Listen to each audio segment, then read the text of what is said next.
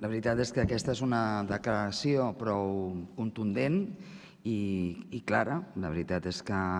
així ho és, però m'agradaria afegir en nom de tots els que estem aquí i d'alguna forma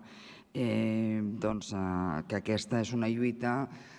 certament de les dones iranianes i també de la societat iraniana pel respecte dels drets humans, per la llibertat, lògicament, de premsa, d'informació i de manifestació, també, en definitiva, per una societat oberta i plural, però que aquesta lluita d'aquestes dones i d'aquesta societat també ens compromet a tots i a totes els que volem, d'alguna forma, i aspirem a viure en un món millor. Per tant, crec que ha estat molt positiu que poguéssim arribar a aquesta declaració, que va néixer com una moció, però que ha tingut la voluntat de que tots els grups es poguessin sumar i espero i desitjo que entre tots canviem el destí d'aquesta situació.